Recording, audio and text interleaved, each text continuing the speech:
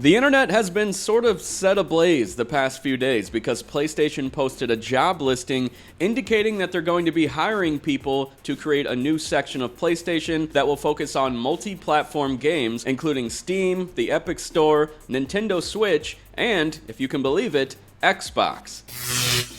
Yes, PlayStation actually said the word Xbox on their website. It's a strange world we're living in, I swear. But yeah, this says to me that PlayStation has pretty significant plans to bring more games to multiple platforms, including Switch and Xbox. Obviously, they're already doing their PC thing, but Switch is a big deal, and Xbox is an even bigger deal. Like, I never thought this day would come, mainly because PlayStation is in a position to just wait this out, and it seems like Xbox is just gonna sort of naturally kill its hardware business as it focuses on PC and bringing its games to multiple platforms, similar to what PlayStation is doing now. Now, I don't really want to focus on the whole fanboy portion of this because it is just exhausting and there's a lot of coping that I've seen. Xbox fans did the same thing last year when Phil Spencer did his dumb little podcast meeting thing and said, just these 4 games. And how'd that work out?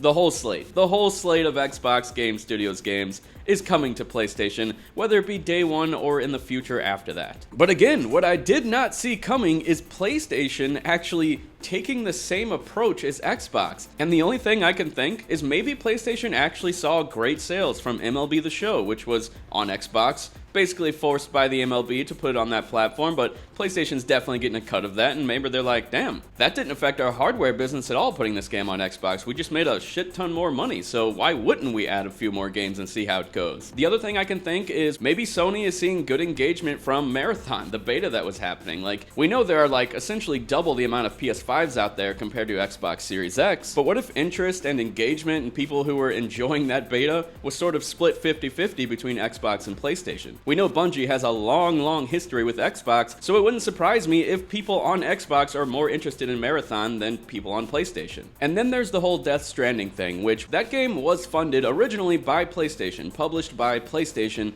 so it wouldn't surprise me if maybe they somehow knew numbers on the Xbox side when it came to Death Stranding sales on that platform. Again, this is me just guessing. Why would Sony put their games on Xbox? And the only answer that I can summon that's a complete hypothesis, is maybe Xbox engagement and sales on its games that have sort of weirdly come over, aside from Helldivers 2, which they are straight up publishing on Xbox.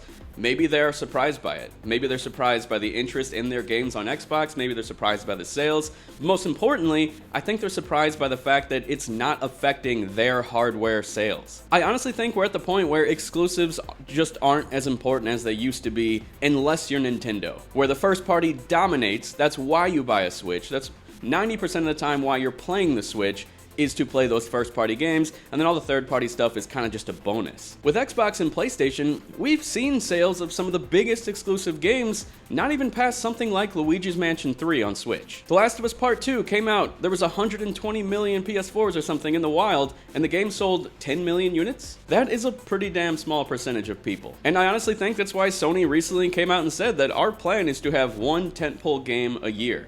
Just one. PS4 years? That would be crazy. In the PS4 years, whenever Sony was building up its user base and people were acquiring PS4s because they would see games like Horizon and Ghost of Tsushima and Spider-Man, I think those people are here to stay. I don't think that bringing those games, especially older games, to Xbox is going to make someone say, why did I buy this PlayStation 4? Why did I buy this PlayStation 5? Now I'm going back to Xbox. I think most gamers at this point are locked into their preferred platform, whether it's PC, Xbox, or PlayStation. And then most of those people have a Switch on the side. So that's why Nintendo, they're just in their own universe. They got everyone. They got every type of gamer there is. Do I think that exclusive games can sell hardware? Yes. Don't get me wrong, 100%. Like, millions of people probably buy hardware for that reason. But most gamers, casual gamers, the general gamer, most of them, as crazy as it sounds, are playing the same very small group of video games. We just saw a recent report that over 50% of all gaming revenue comes from 10 games. Imagine how many games launch on PSN every single day. It's insane. Have you ever gone to new releases? Every day. Tons of games. You're telling me 10 games made over 50% of all gaming revenue last year. And again, those games, none are exclusive. They're available everywhere, which is why I see Sony's strategy, and they're probably thinking the same thing. They got live service games in the works. Whether you like that or not, they're definitely going to keep trying to make live service games. It's not going to stop, no matter how big of a flop Marathon is, no matter how big of a flop. What the hell was that other game? Concord. Already forgot the name of it. That's how much it flopped. And Fair Games, apparently it's not very good either, based on some recent rumors. But they're not going to stop. So when it comes to games on Xbox from PlayStation at this point, I think it does kind of make sense. I think they can extract a decent amount of money from the 30 to 35 estimated units of Xbox Series X that are out there. And I do think we're going to see more games like Helldivers 2. We already know Marathon is coming up. That's going to launch on Xbox as well. Fair Games wouldn't surprise me if that ends up launching everywhere. And hell, maybe even Nintendo Switch 2. That's a whole nother portion I didn't even really talk about all that much, but they're already testing the waters on Switch with Lego Horizon. I'm not sure if that was a good game to test out Switch 2 with. I mean, it is a more like kid-focused game, so I can see why they would do that. But still, I think a game like Helldivers 2 would do better on Switch 2. But anyway, games are becoming too expensive. They want to extract more value out of the games that they make, so they're probably going to keep putting them on a bunch of platforms. Do I think we're going to see like God of War next year or Ghost of Tsushima on Xbox? Not necessarily. I don't think that's going to happen. But the day that Helldivers 2 was announced for Xbox, that's when I was like, well, shit. I used to think that we weren't going to see Forza Horizon on PlayStation. I used to think we weren't going to see Gears of War on PlayStation, and here we are. So nothing would surprise me anymore, to be honest.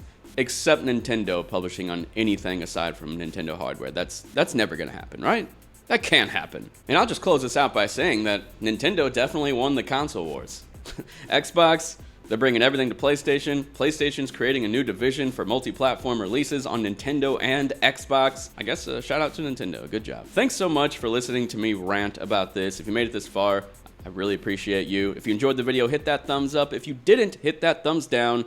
And we'll see you guys next time. Love you. Bye.